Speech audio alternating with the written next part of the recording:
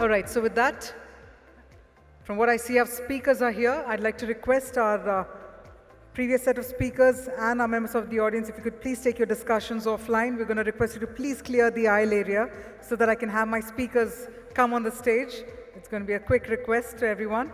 Ladies and gentlemen, we're about to get our next and our final session started. We have with us none other than Shri G. Padmanabhan, former Executive Director, Reserve Bank of India, Shri T. Ravi Shankar, Deputy Governor, Reserve Bank of India, and Shri Chris Gopalakrishnan, Chair of Global Fintech Fest 2023, Chairman Axelaw Ventures and Co-founder Infosys. So if I could please invite all our three speakers to please come on the stage so that we can directly deep dive into this dynamic interaction that we've all been eagerly looking forward to. I request our members of the audience to please very quickly take your seats. This is our finale session for the day one of the congregation. Ladies and gentlemen, Shri G. Padmanabhan, Shri T. Ravi Shankar, and Shri Chris Gopalakrishnan. Can we have a dynamic round of applause as we gear up for a dynamic interaction? I now request Shri G. Padmanabhan to please take it over from here. Over to you, sir.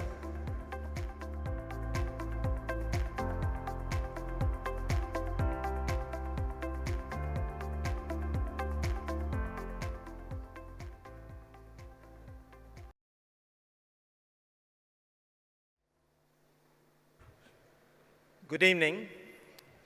It's my privilege to introduce Mr. T. Ravi Shankar, a career central banker, and he joined the Reserve Bank of India in 1990. And he has worked in various capacities till his elevation as the Deputy Governor in May 2021. His current areas of responsibilities, it's easy to say almost everything, I think, which is of relevance to this event. The public debt management, the forex reserve management, payment systems, IT infrastructure, currency management. So he sees the currency part, the cash part, and the IT part, and the foreign exchange management. Mr. Ravi Shankar has extensive experience in the area of markets. Basically, our careers ran parallelly for some time, although we managed to be in the same department for a very brief while. I think Ravi Shankar was acknowledged as the markets man as far as the Reserve Bank of India was concerned. His understanding of the debt and the foreign exchange market was deep and was respected at all levels within Reserve Bank of India and in the market. In early 2000, Ravi Shankar played a key role in creating a regulatory framework for the government securities market, and he was also instrumental in setting up the Reserve Bank of India's screen-based, anonymous, negotiated dealing system in government securities, which guaranteed settlement through a central counterparty. More recently, under his guidance, Reserve Bank has rolled out a web-based system called the Retail Direct, enabling Indians to directly buy and sell Indian government bonds. Earlier, Mr. Shankar worked in the Indian government and helped in setting up the government's public debt management unit inside the Ministry of Finance. He has also been advisor to the government of Bangladesh and an IMF consultant, so you can well imagine the range of experience that he brings on the table. As Deputy Governor in charge of payment systems, he has the oversight of the UPI, and India is well respected all around the world for that, and the other digital payment system, all of which have contributed to widespread adoption of digital payments and positioned India as a leading country in this area. Reserve Bank recently set up its own innovation hub in Bangalore, which has devised digital solution for speeding up disbursal of rural credit and other innovative initiatives for strengthening financial inclusion. He also oversees the important work relating to the central bank digital currency. Shri Ravi Shankar has represented Reserve Bank of India on many international forums, like the Bank for International Settlements, and in various internal and external expert committees. Ladies and gentlemen, may I welcome Ravi Shankar, and let's listen to his keynote address.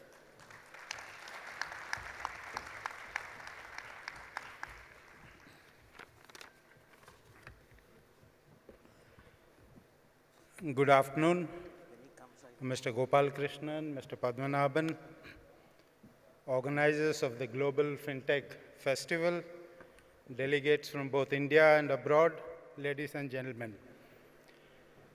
It actually felt good being introduced by Mr. Padmanabhan, although I must confess that you probably heard those things better than I did on the stage, mainly for the reason that he is the kind of person, probably one of maybe 2 or 3 people in the Reserve Bank, that people like me looked up to as we progressed in our career. He was the person we had to emulate. There's the standard set by people like Mr. Padmanabhan were the ones that we had to emulate. He's right. We didn't really work together for a long time in one department, but we were pretty much in close contact virtually throughout our careers. In fact, when I joined the Reserve Bank of India, which was in Trivandrum, Mr. Padmanabhan was posted in Trivandrum, but he had just left around that time. So feels great, and with all familiar faces from the industry. These days, it looks like I have to speak on fintech or startups or payment systems so often that I find it difficult to get a new topic to speak on. Hopefully, I'll try and not bore you much, in this talk. To start off the formal speech, I'm delighted to be present in the 4th edition of the Global Fintech Festival, a platform which provides space for a meaningful interaction and sharing of ideas among stakeholders of the fintech ecosystem. The deliberations help all participants in identifying common objectives and provide inputs for potential policy actions.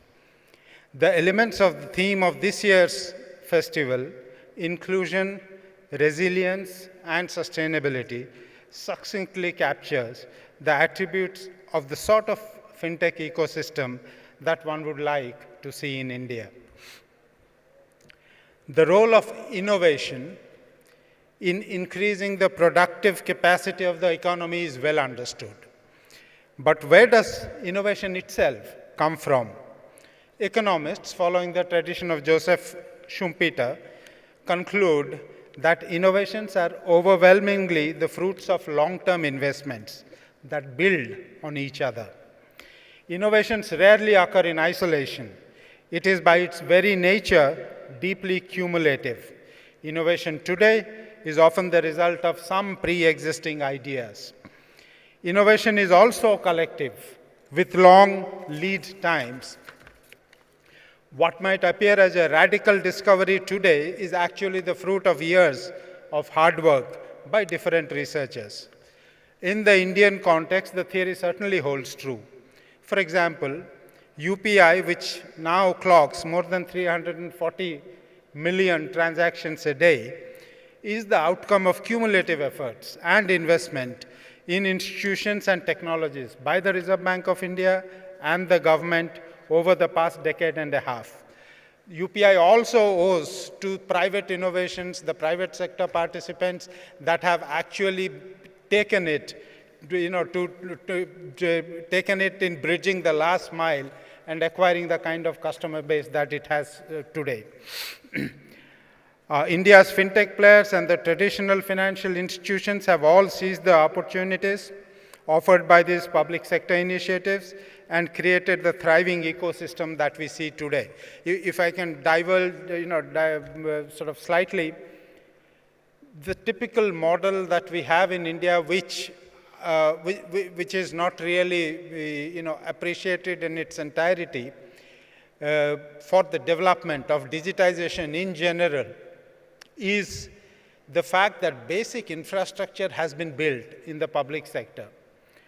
Now, basic infrastructure building for a private sector is not generally seen, not just in payment system, but in any aspect of economy because of the long gestation periods and the huge investments required.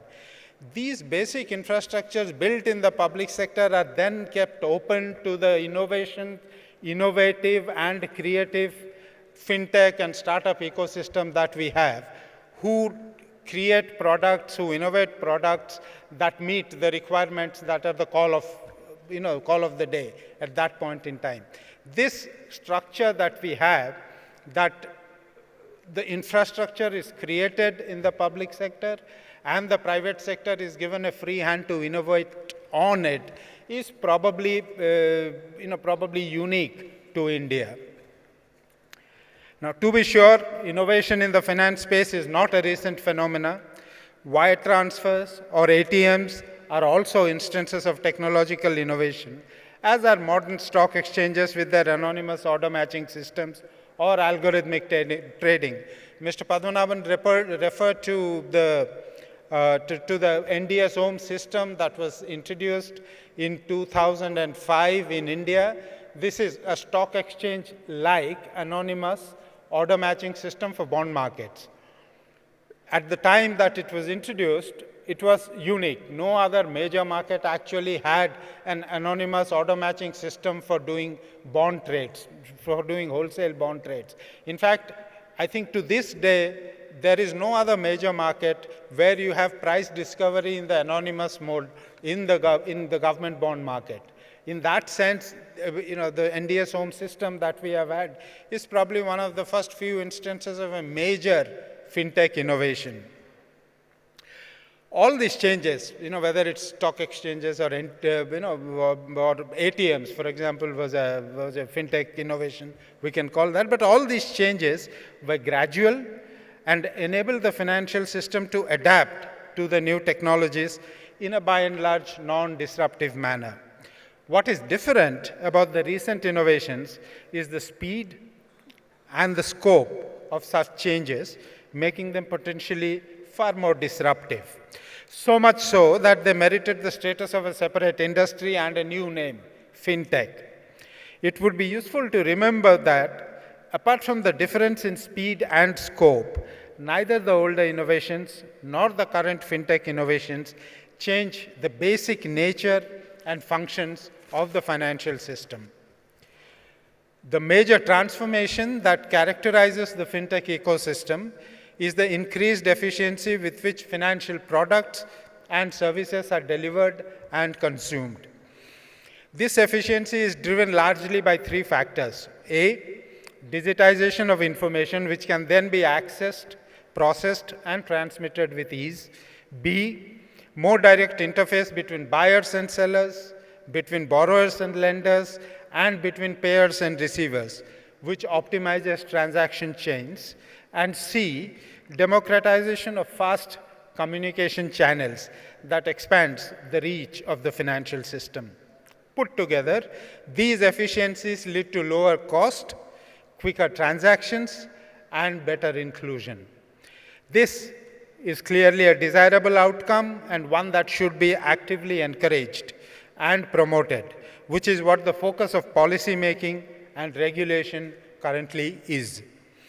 But innovative developments raise different issues, not necessarily undesirable in themselves, but which need to be addressed nonetheless.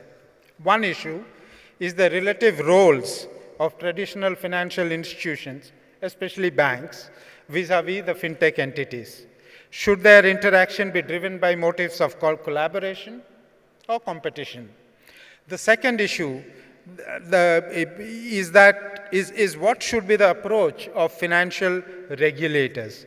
How is fintech ideally regulated? Same as traditional finance or differently? I shall try and talk about these two issues briefly in what follows.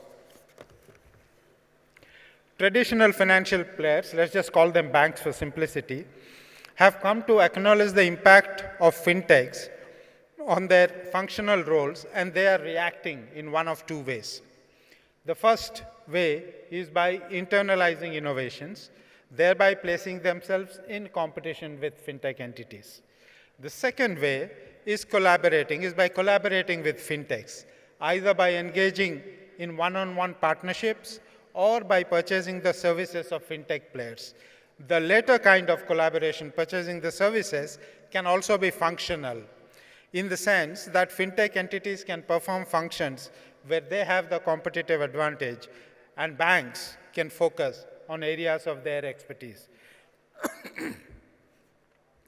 While customers benefit from an improved experience with curated products and services at competitive prices, regulators also draw comfort in these arrangements as traditional financial entities like banks, NBFCs, which are well regulated,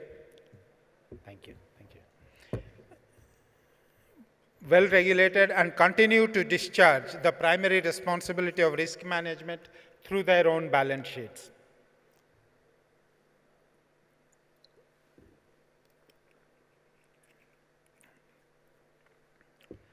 Perhaps the sweet spot lies in fintechs acting as both competitors as well as collaborators. The existence of competition is necessary to create incentives for fintechs to invest in innovations, as well as pushing traditional entities to stay on their toes.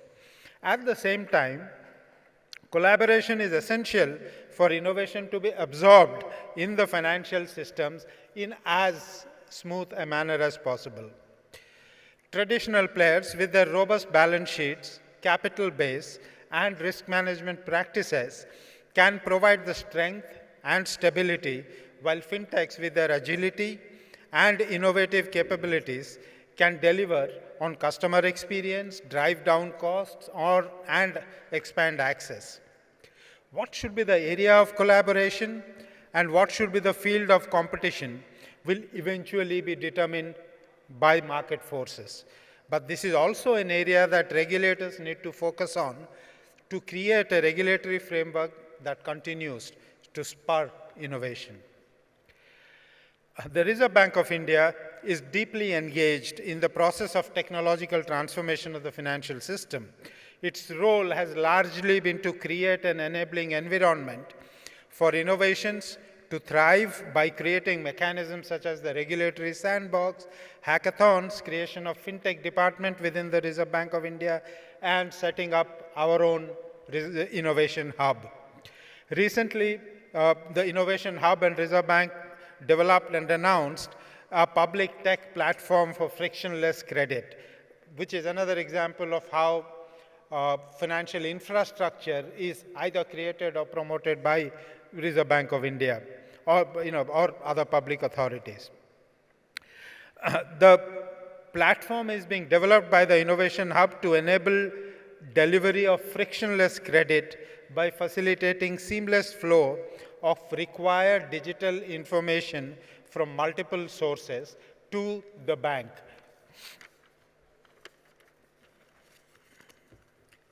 The platform will serve as a public good and exemplifies RBI's approach to fostering innovation. This is the fundamental role that RBI plays. At the same time, RBI also plays the role of regulating the evolving financial system to maintain financial stability. Rapid technological changes can outpace regulatory frameworks and raise issues about market integrity, consumer protection, data privacy, and fair market practices. The agility of new age fintech firms can challenge traditional regulatory models as well, making it difficult to ensure compliance at all times and maintain stability. The reliance on digital platforms also amplifies vulnerabilities to cyber threats and data breaches. As fintechs amass sensitive financial data, ensuring robust cybersecurity measures and maintaining data privacy becomes paramount to safeguarding consumer information and financial systems. The rush to roll out new products and services could potentially undermine market integrity and compromise customer protection. Therefore, while fintech innovation holds immense promise, a balanced evolution where innovation is responsible and inclusive is essential for the sustained positive impact of fintechs on financial services. The regulations for P2P in 2017, the guidelines for account aggregators in 2016 are examples of RBI's proactive developmental role. As is the introduction of two-factor authentication way back in, I think 2012. The focus of the digital lending guidelines, more recent digital lending guidelines on fair treatment of customers demonstrates the prioritization of innovation with suitable guardrails. It is important to recognize that regulation plays a crucial role in managing the pace of change and allows the financial system to adapt to new innovations without threatening the stability of the system. Self-regulation. This is probably the way to go about, at least in the initial stages. I have mentioned that before. Fintech entities are not strictly financial entities, so the regulation approaches and the models of regulation that currently exist may not really apply in their entirety for fintech firms. So regulators as well as fintech firms are learning to evolve this arrangement where regulators need to know what needs to be regulated, to what extent it needs to be regulated, and fintech firms need to know what are the priorities of regulation and how do I ensure that the products I develop will remain compliant as we go forward.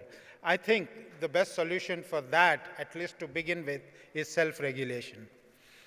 As regulators continue to contemplate, implement, and refine regulations for the orderly development of the fintech sector, self-regulatory organizations or SROs could play a pivotal role in the fintech industry by promoting responsible practices and maintaining ethical standards. These industry-led bodies establish guidelines and codes of conduct that foster transparency, fair competition, and consumer protection. SROs can facilitate collaboration between fintech firms, regulators, and stakeholders, creating a framework for innovation with guardrails. By proactively addressing issues like market integrity, conduct, data privacy, cybersecurity, and risk management, SROs help build trust among consumers, investors, and regulators. Their voluntary compliance mechanisms contribute to a more sustainable and reputable fintech ecosystem, ensuring growth while minimizing potential risks and negative outcomes. In the context of a new and evolving sector like fintech, it is the industry participants who possess the deepest understanding of the processes and practices within the trade. Therefore, they are best suited to establish common rules, enforce them, and effectively handle disputes that may arise from non-compliance with these rules. To conclude, I think it is important for us to recognize that it is crucial for fintechs to continue collaborating and innovating to enhance the effectiveness of the financial sector. Collaborating and competing with fintechs is essential for traditional financial entities too, in order to adapt. While innovation is vital, it should also support social and economic goals. Regulation should play the role of guiding the sector to those goals. Self-regulation needs to play a far more active role too. Together, industry participants, fintechs and banks alike, regulators and SROs can work harmoniously to shape a vibrant and resilient financial landscape that promotes inclusivity and progress for all. Thank you for your attention and wish you all the best.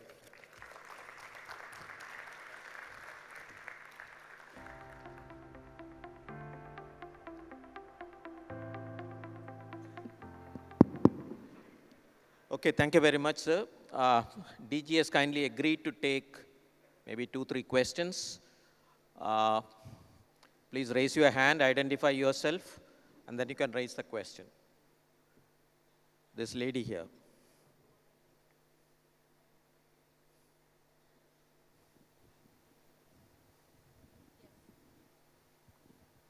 Thank you, sir. Good afternoon, everyone. I am Shehnaz Ahmed. I am the FinTech lead at the Vidhi Center for Legal Policy. One question that I had was that we have seen how FinTech has transformed digital payments, especially at the domestic level. We have seen real-time payment systems coming, but there still exists frictions in cross-border payments. So your thoughts on perhaps how FinTech can play a role in enhancing cross-border payments?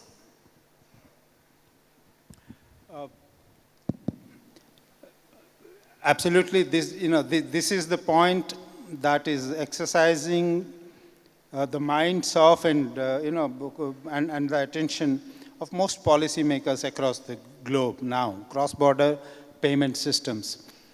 We have the technology, and we have the examples of how UPI, for example, and similarly in other countries, domestic transactions, domestic payment systems can be completely revolutionized. Why is it that the same benefit doesn't export itself or doesn't facilitate itself when you go into the cross-border arena? There is an additional risk, of course, which is foreign exchange risk, currency risk.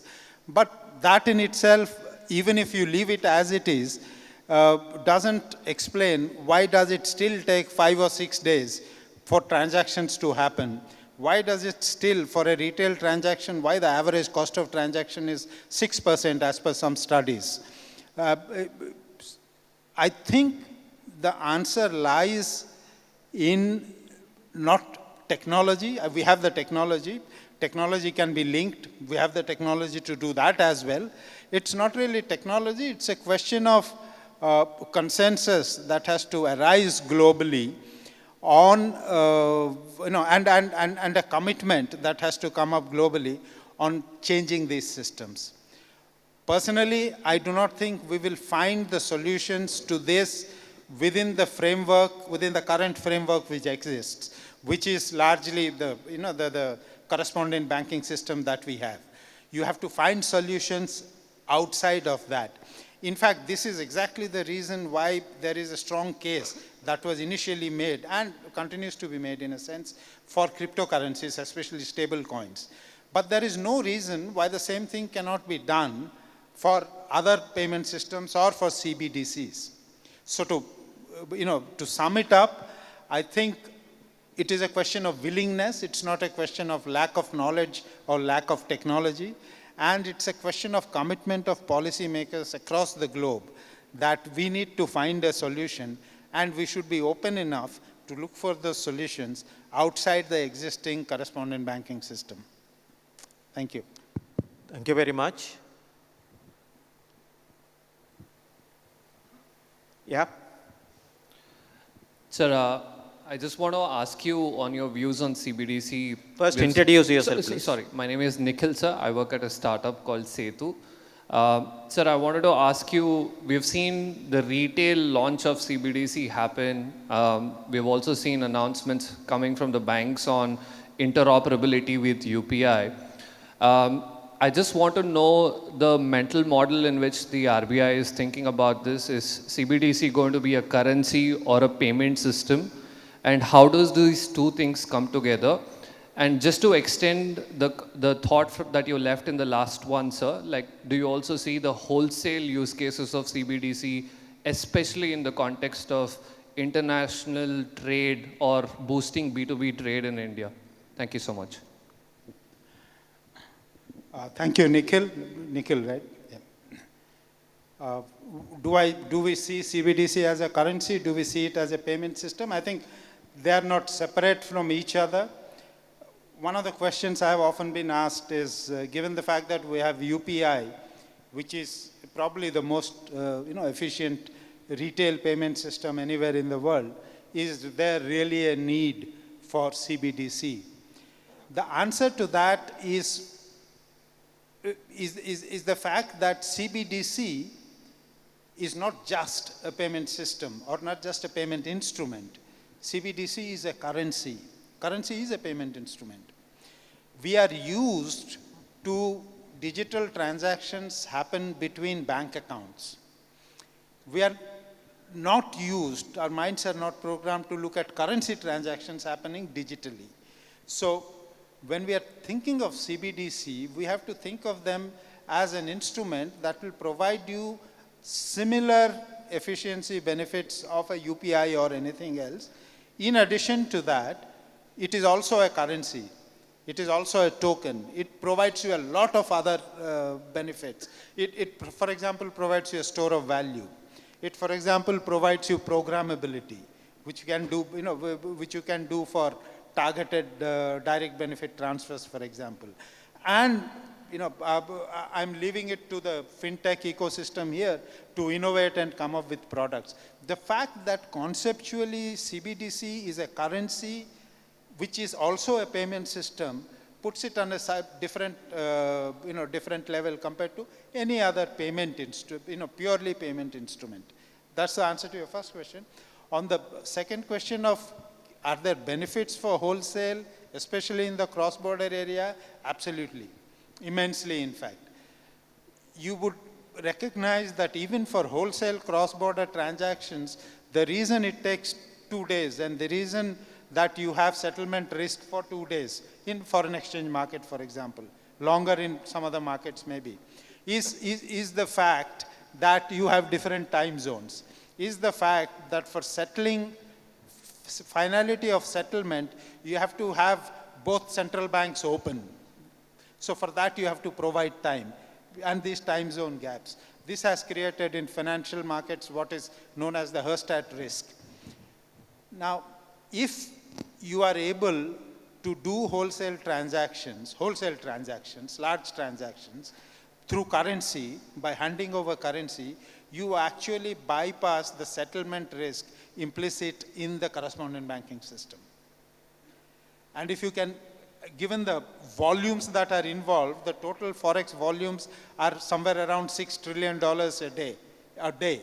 So, if you assume that about 60–70% or even higher is actually wholesale transactions, if you are thinking of saving settlement risk-related capital, we are talking of huge savings. Yes, it can actually contribute substantially for cross-border, even in the wholesale space. Okay, maybe one more question. Yeah, gentleman at the back.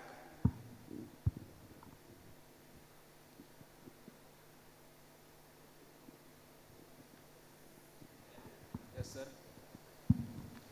Good evening. My name is Koshi Thomas. I'm from KPMG. Some very good points around competition versus collaboration. And also at the same time, you spoke about self-regulation. Now, when you look at the fintechs, as we always speak, the weakest link in the chain is as strong, or you are as strong as your weakest link in your chain. Now, we've got mechanism around governance, risk management, and under the outsourcing guidelines. But what would be your advice for the fintech collaborators around in this room, around governance and specifically on risk management?